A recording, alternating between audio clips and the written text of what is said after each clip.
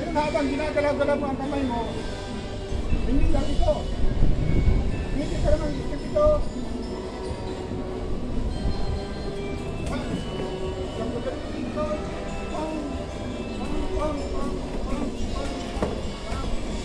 So tuloy-tuloy.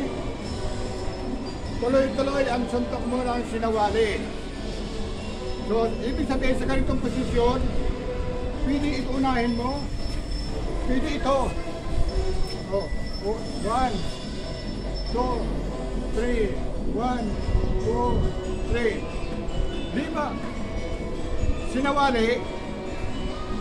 Kaya lang, hindi alam na mga boksingero na sinawali yung ginagamit nila kasi wala silang ideya ng Filipino martial art. Kung may sana silang ideya ng Filipino martial art, masasabi nila ang galing sa sinawali. Diba ang sinawali ay napaka-epektibo, lalo na kung alam mo ang sikreto ng paggamit. Alam mo ang sikreto kung paano insayuhin. Kung wala kang alam sa sikreto, sa mga teknik kung paano insayuhin ng tama, ay wala kang mararating. So kailangan alamin mo yung sikreto ng tamang pagsasanay para ang concern mo sa students mo ay ang kanilang kapakanan, ang kanilang seguridad. Ibig sabihin, ang seguridad nila o ang kaligtasan nila ang una mong prioridad. Halimbawa, sa sinawali, pag sinuntok mo siya ng kaliwa, ganito. Siyempre, ang kanan mo kailangan may salag. Kasi baka pag suntok mo rito, walang nakahandang salag, patay ka ngayon. So, ibig sabihin, habang sumusuntok ka, may nakahanda rin bantay.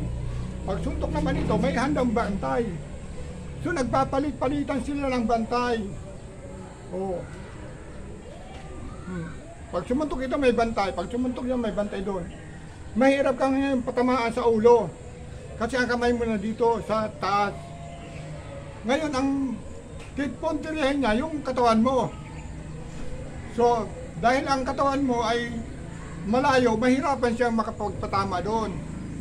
Kasi pag sumuntok, sa ganitong posisyon, pag sumuntok siya ngayon dito sa ano mo, sa tiyan mo, ilalayo mo lang yung katawan mo, sasalubungin mo siya ngayon ng suntok din sa ulo. Yun, ganun o. So, 1, 2, 3, 4, 5, 6. So every time na susuntok siya dun sa katawan mo, aatas ka ng kunti, sasalubungin mo ng kaliwa o yung kanan mo. Diba? So, madali.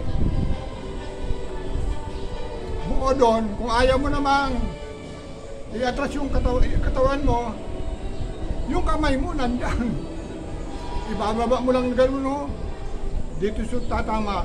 Pag tumama dito, suntukin mo ron. Pag sumuntok siya uli, sa katawan mo, salubungin mo ng siko, tirahin mo sa ulo.